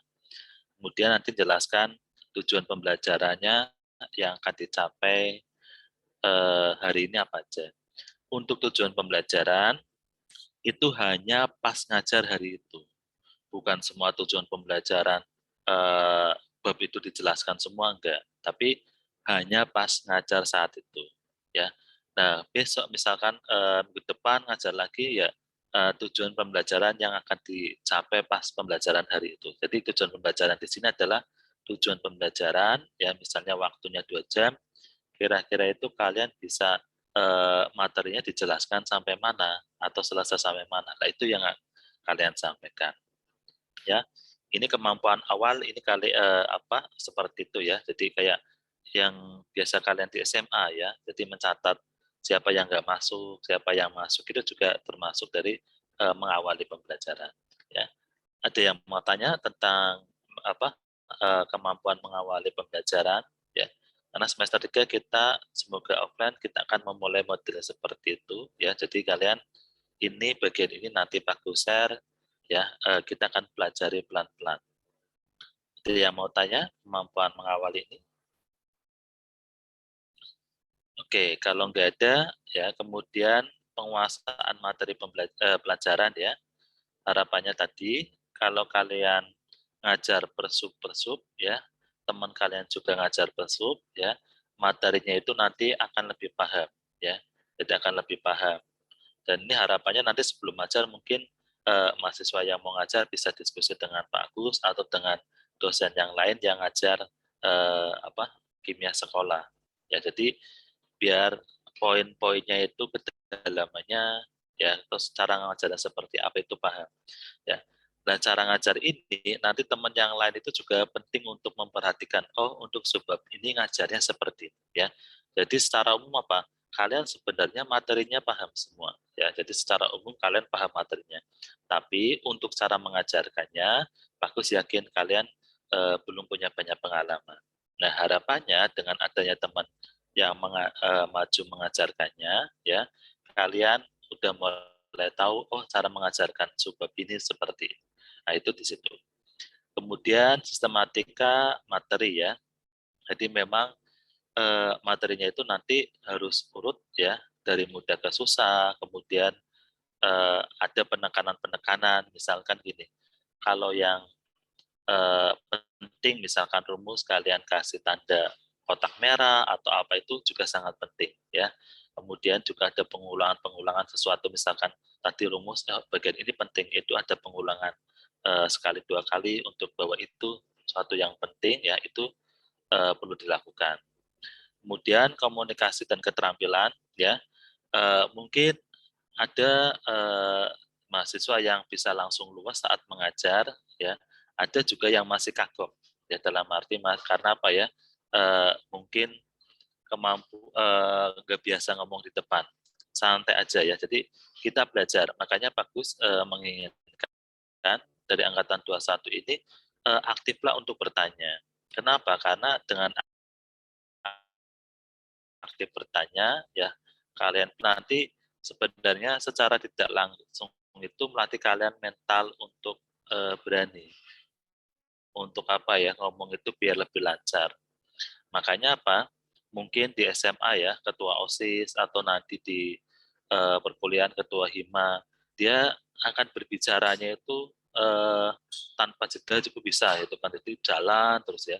Kenapa? Karena memang terbiasa untuk misalkan memberi sambutan atau terbiasa untuk memimpin rapat, dan itu sangat penting. Jadi bagi teman-teman mahasiswa yang memang ada kendala seperti itu di komunikasi, bisa dimulai dari latihan tadi bertanya ya. Jadi harapannya nanti sudah biasa untuk ngomong secara lancar ya, nggak terlalu lama mikirnya, jadi tapi tetap runtut gitu ya. Nah ini ada kelancaran verbal ya, non verbal. Non verbal itu kayak misalkan gerak-geriknya kalian ya, itu nanti juga apa ya, di mood suara, nanti suaranya itu kadang ya ada yang tinggi, ada yang rendah ya, itu kemudian ada pengulangan ya, variasi intonasi, yaitu nanti kalau ini tinggal jalanin aja ya, nanti akan lama-lama akan tahu sendiri ya. Variasi mimik, gerakan fungsional, ketepatan pemberian kesempatan berpikir dan jeda. Jadi kalau di sekolah ya, guru tanya ke siswa, ya misalkan Pak Gus tanya, masa apa yang dimaksud dengan misalkan bilangan kuantum. Nah, itu diberi kesempatan jeda sedikit ya untuk fase berpikir. Jadi nggak langsung jawab begitu, apa namanya juga perlu. Ya, jadi kesempatan biar siswanya itu berpikir dulu, nggak apa-apa. Jadi nggak harus langsungan. Kalau siswanya bisa langsung ya nggak masalah. Ya, jadi itu teknik-teknik yang penting ya. Kemudian pemberian pertanyaan, pengarah, dan umpan balik ya. Jadi memang di sini guru kan kadang sering memberi pertanyaan ya, dan bagi kalian nanti calon guru, kalau kalian memang ada siswa yang bertanya dan kalian nggak bisa menjawab, itu juga ada teknik-tekniknya ya. Contohnya apa? Kalau siswa ada yang tanya dan kalian nggak bisa jawab, kalian kembalikan ke siswa yang lain. Ada yang bisa membantu, misalkan jawaban dari fasa ini ya, pertanyaan ini gitu kan. Misalkan kalian nggak paham itu ya. Tapi kalau misalkan nggak ada yang paham lagi, kalau kalian memang biar nggak salah, bisa dijadikan PR juga bisa. Ya, jadi pinter-pinteran lah kalau guru itu, pinter-pinteran apa namanya, gimana biar kalian kalau daripada menjawab salah ya, jadi pinter-pinteran untuk ngomongnya. Ya. Nah, nanti jadi minggu depan pertemuan selanjutnya bisa kalian mencari jawaban dulu yang pernah seperti apa, kemudian dibahas, itu bisa. Jadi intinya ada kebebasan ya. Ketepatan dan kebenaran menanggapi jawaban pertanyaan ya, tadi salah satunya tadi ya, ketepatan pengelolaan pertanyaan siswa dan tanggapannya. Jadi ini hubungannya dengan pertanyaan itu nanti kita akan belajar teknik-tekniknya kalau kalian sudah mulai latihan mengajar ya. Kemudian pengelolaan dan manajemen kelas. Jadi memang guru itu kalau menurut Bagus ada dua posisi ya. Kalau ada guru yang dibilang guru bersahabat, ya, kalau guru bersahabat, gurunya banyak dekat dengan siswanya. Ya. Tapi guru bersahabat ini biasanya kurang dihormati oleh siswanya, biasanya sedikit kurang dihormati. Satu lagi guru yang tegas ya. Guru yang tegas itu banyak dihormati oleh siswanya. Tapi biasanya banyak yang kurang paham dengan materinya, karena kadang tegas itu seringnya dengan hubungannya dengan galak gitu ya. Nah, posisi yang bagus itu sebenarnya di tengah-tengah, tegas dan bersahabat ya. Jadi itu sangat susah juga ya. Jadi butuh waktu untuk menemukan pola itu ya. Jadi tetap dihormati dan tetap banyak yang paham juga ya. Nah, itu nanti di pengelolaan ini juga latihan. Yang penting kalian yang mengajar berarti kalian memang yang mendesainnya ya. Nah, kalau di micro teaching biasanya kalau di waktu misalkan 20 menit, berarti 20 menit harus selesai sebab itu diajarkan. Tapi kalau di sekolah cenderungnya bebas waktunya. Jadi kalau materi yang dari ini tujuannya ada yang belum tercapai, ya dilanjutkan di pertemuan selanjutnya. Nah, modelnya gitu. Kemudian penggunaan alat bahan media sumber belajar ya. Jadi minimal nanti ada PPT ya, mungkin atau modul yang kalian kasih itu penting ya. Jadi cerita aja kalau kita ngajarnya punya modul sendiri ya, jadi bukan LKS ya, modul sendiri itu pembelajarannya lebih santai, lebih terarah ya kalau kalian punya modul sendiri. Jadi dulu pas Bagus ngajar di SMA juga ya gitu, punya modul ya. Jadi pertama nerangin dulu materinya, kemudian suruh ngerjain soal-soal latihan ya. Lah pas ngerjain soal-soal latihan, biasanya Bagus muterin dulu satu-satu ke meja ya. Ada apa yang ditanyakan dengan materinya enggak. Nah kalau muterin satu-satu nggak ada yang tanyain, baru ngerjain tugasnya. Nah kalian bisa juga apa namanya ngasih tugas, tolong kerjain bisa sama temennya diskusi sampai selesai nanti di akhir pembelajaran kita nilai. Nah, kita bisa santai, bisa di situ di meja duduk santai, ya bisa juga keluar kalau belum makan, ya, makan gitu ya. Jadi kalau Bagus juga gitu. Jadi ngasih tugas, nanti bagusnya keluar makan dulu karena belum sarapan lapar gitu ya. Nah, bisa seperti itu. Jadi apa? Ngajar itu akan santai, bisa ya kalau kita memang bisa mendesainnya. Tapi kalau kalian nggak mendesainnya, bayangkan kadang ngajarnya dari jam 1 sampai jam ke-8, dari jam 7 sampai jam 2 siang misalnya. Nah kalau kalian nggak bisa mengaturnya, nanti kalian dari pagi sampai siang nggak sarapan ya capek ya. Jadi pas istirahat aja baru sarapan kan waktunya. Berarti desain itu sangat sangat mempengaruhi kalian itu biar nggak capek, biar nggak lelah, biar menyenangkan. Pembelajaran itu sangat penting. Ya, jadi menggunakan alat bahan itu sangat penting ya. Kemudian checking penguasaan ya, konsep ya, nanti mungkin ada pertanyaan-pertanyaan ya, refleksi pembelajaran, kemudian penutup ya, penguatan, penegasan, penyimpulan. Jadi bagusnya di akhir pembelajaran tujuannya apa ya, tujuannya apa itu siswa suruh menjawab. Jadinya menjawab tujuan itu siswa. Jadi tujuannya misalkan pengertian bilangan kuantum. Nah, kalian tanyain apa yang dimaksud dengan bilangan kuantum. Nah, itu nanti siswanya menjawab. Ya, jadi yang menjawab siswa, jangan kalian. Kalian hanya mengarahkan aja. Ya, kemudian bisa juga ngasih tugas apa ya, itu kalau memang diperlukan. Ya, jadi ini adalah kemampuan-kemampuan dasar ya seorang guru ya. Dan ini nanti kita akan pelajarin pelan-pelan, jadi nggak usah khawatir. Yang namanya guru itu bukan ini ya, bukan turunan, bukan.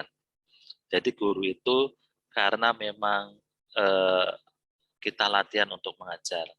Ya, jadi bukan suatu turun, tapi bisa dipelajari. Makanya apa? Kalau kalian banyak jam terbangnya, ya kalian nanti akan luas mengajarnya. Tapi kalau kalian jam terbang ngajarnya sedikit, ya nanti biasanya masih kaku ya. Jadi sangat pengaruh di situ. Kenapa? Karena kalau kita ngajar pasti menemukan sesuatu yang baru, akhirnya di-upgrade teknik mengajarnya.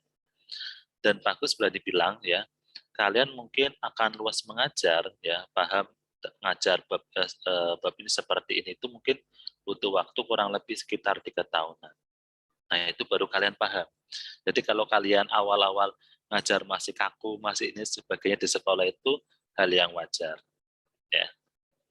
Kemudian hubungannya dengan tadi ya, kalian itu bisa ngajar di SMA, ya. Kemudian SMK juga bisa, homeschooling bisa, ya. Kalau tadi yang sekolah inklusi biasanya itu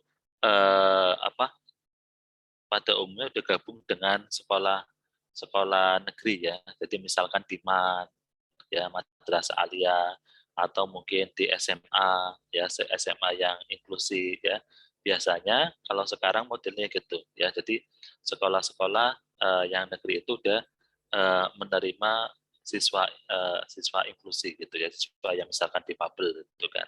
Nah, di situ memang kalau jadi ngajar siswa difabel ya kelemahannya ya tadi kita tergantung difabelnya apa ya. Jadi pengaruh difabelnya apa ya. Jadi salah satunya kalau misalkan difabelnya rungu ya, berarti kita harus apa namanya, kalau kita bisa bahasa isyarat ya bagus ya.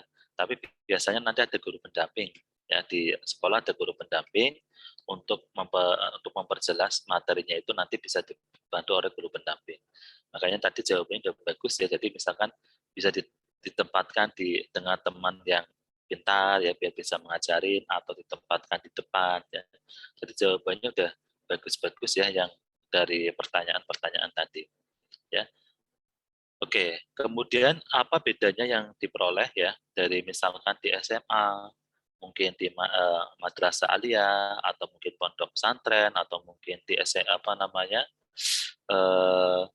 yang lain ya. Jadi ya memang tergantung kurikulumnya ya. Kalau misalkan di madrasah di MA ya, MAN ya, madrasah aliyah negeri ya, kalian bisa akan tahu bahasa Arab gitu ya. Jadi apa namanya, bahasa Arabnya akan bagus ya, mungkin fikihnya banyak pengetahuan ya, akidahnya juga banyak pengetahuan. Tapi kalau di SMA biasa nggak seperti itu, atau di SMK nggak seperti itu ya. Jadi banyak yang didapat di madrasah aliyah negeri ya. Ada kenapa? Karena memang perpaduannya kurikulum dari agama sama dari yang Kemendikbud. Jadi dari Kemenak sama dari Kemendikbud digabung. Jadi yang dipelajari banyak. Nah, itu kelebihannya gitu. Lah, kekurangannya apa di madrasah aliyah itu? Ya mungkin materi yang diajarkan yang kayak misalkan kimia, fisika, matematika dan ini mungkin jadi kurang maksimal. Kenapa? Karena materi yang harus kalian pelajari banyak. Ya, jadi mungkin jadi kurang maksimal. Beda kalau di SMA ya, mereka akan lebih maksimal di mata pelajaran yang dari Kemendikbud itu, ya lebih maksimal. Tapi mereka nggak dapat mata pelajaran agama yang terlalu banyak ya, paling hanya agama Islam aja atau agama Kristen dan sebagainya ya. Tapi kalau materi-materi yang hubungan dengan misalkan agama Islam apa aja, mereka nggak dapat. Nah, kemudian di SMK juga sama ya, di SMK itu intinya apa? Kita dapat banyak ya. Tapi biasanya lebih cenderung fokusnya ke apa ya, kejuruannya ya, misalkan mesin ya ke mesinnya.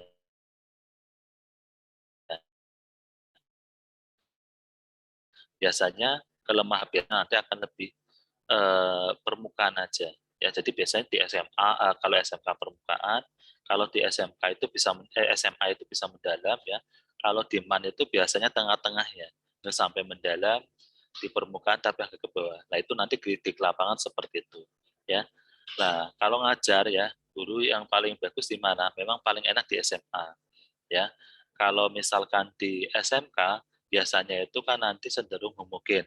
Kalau putri-putri semua ya, cowok-cowok semua ya, kadang ada yang gabungan ya. Nah berarti kalau memang di SMK kalian harus siap mental ya, jadi melatih mental. Jadi ngajar di SMK itu kayak uji nyali gitu ya. Jadi harus siap-siap apa namanya mentalnya. Kenapa? Karena Bagus pernah ngajar juga di SMK ya. Jadi SMK-nya itu cowok semua gitu, yang nggak ada perempuannya mungkin satu lah dibilang atau nggak ada itu ya. Jadi kadang di SMK itu minat belajarnya lebih rendah ya. Jadi kita harus sabar gitu ya. Nah, kemudian tingkah laku perilaku mereka juga beda dengan di SMA ya. Beda kalau di SMA atau MAN ya, lebih sopan-sopan. Jadi enggak uji nyali kalau ngajarnya di SMA atau di MAN ya. Nah, itu apa namanya, mungkin sekilas beberapa ya. Kalau homeschooling biasanya nanti ada lembaga sendiri, misalkan Prima Gabang ngadain sendiri kayak gitu ya homeschooling. Jadi yang di homeschooling biasanya disesuaikan dengan permintaan ya. Kadang ada yang si anak alergi, akhirnya ikutnya model homeschooling ya. Alergi misalnya debu dan sebagainya. Ada yang nggak punya waktu, akhirnya ikutnya homeschooling ya. Secara umum kurikulumnya ya kurang lebih sama ya. Mungkin itu ya, karena ini waktunya kalian nanti ada kuliah lagi ya. Untuk selanjutnya ya Pak Gus minta apa namanya sampai UAS ya, mungkin UAS plus 3 atau berapa itu ya, plus 3 lah kurang lebih itu. Silakan kalian membuat tulisan di koran ya. Banyak tema, jadi kalian tentuin tema. Misalkan kalau sekarang ada tema yang lagi booming tentang sumur resapan, kalian bisa buat pendidikannya, hubungannya pendidikan dengan tema sumur resapan ya. Jadi pendidikan seperti itu juga ikutnya pendidikannya, karena pendidikan itu intinya luas ya. Kalau kalian tetap mengarahnya pendidikan yang ada di sekolah juga sangat bagus ya.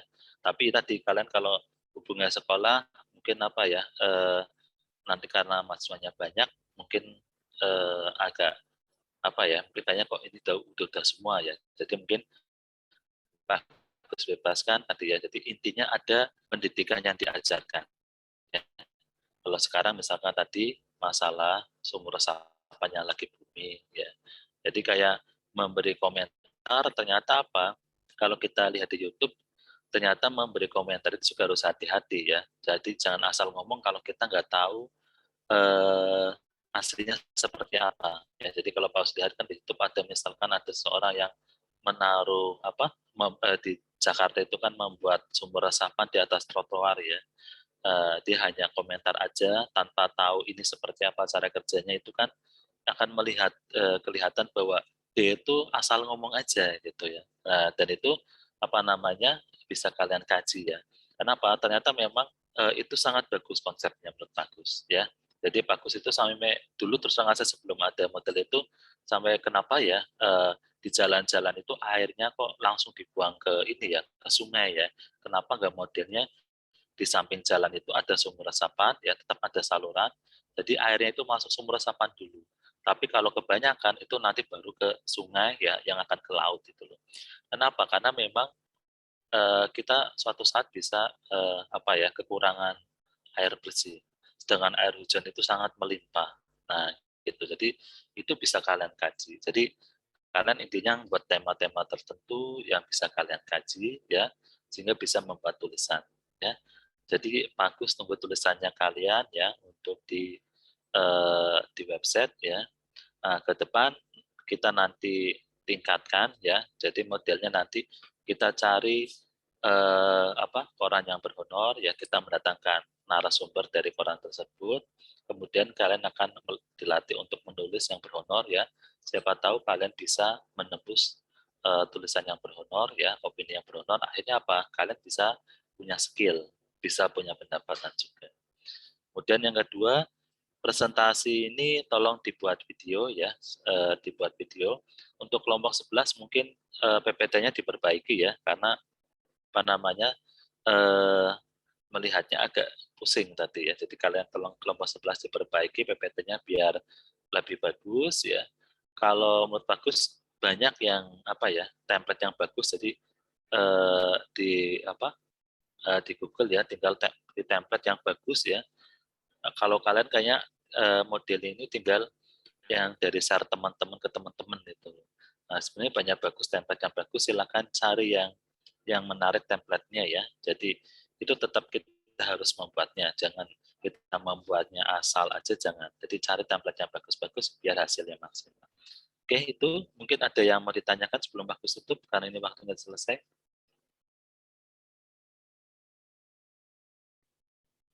Nggak ada ya. Kalau nggak ada, Bagus akhiri untuk pertemuan hari ini ya. Kemudian silakan fokus untuk membuat tulisan di koran ya. Oke, Bagus akhiri. Assalamualaikum warahmatullahi wabarakatuh. Waalaikumsalam warahmatullahi wabarakatuh. Terima kasih, Terima kasih, Pak. Jazakallah.